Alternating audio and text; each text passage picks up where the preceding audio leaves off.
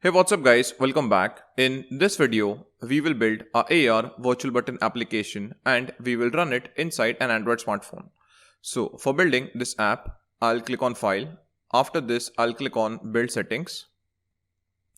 Now inside the build settings, I'll first add the virtual button scene. So to add this scene, I'll click on Add Open Scenes, okay, as the virtual button scene is currently open inside a game. After adding the virtual button scene, next I'll switch the platform to Android. So currently, as you can see, the Unity logo is on the PC, Mac and Linux standalone platform. Okay, so I'll click on the Android platform and I'll click on Switch Platform. So as you can see, the platform is switched to Android. After switching the platform, next I'll click on Player Settings.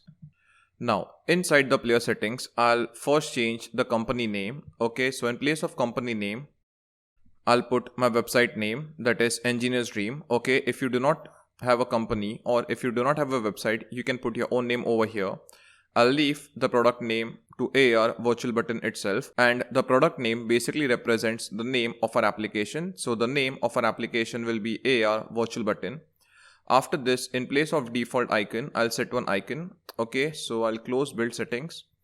After this, as you can see on my desktop, I have created this logo, or I've created this icon for the AR virtual button app. So I'll copy this image inside the data files folder. So I'll open the data files folder.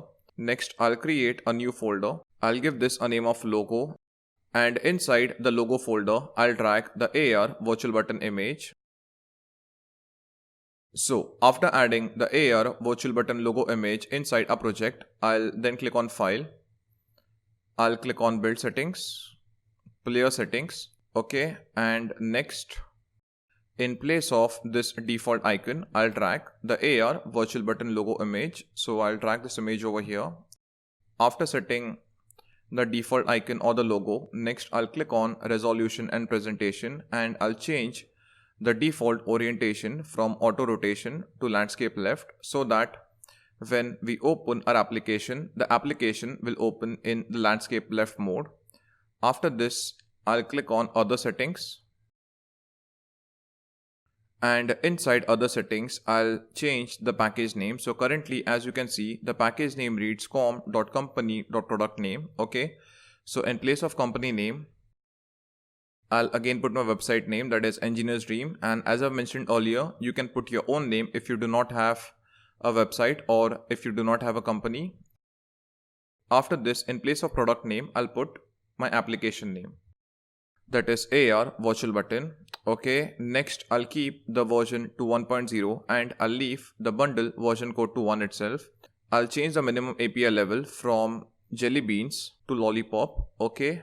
Now I have a phone which runs on Marshmallow. Okay, so that's why I am keeping the minimum API level to Lollipop. After this, I'll leave the target API level to automatic hash selected. So guys, I basically finished customizing the player settings. After this, to build a AR virtual button application, I'll click on the build button.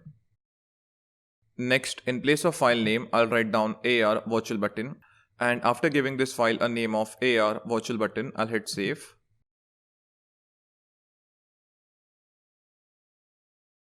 So guys, as you can see, the APK file for my AR virtual button application is built.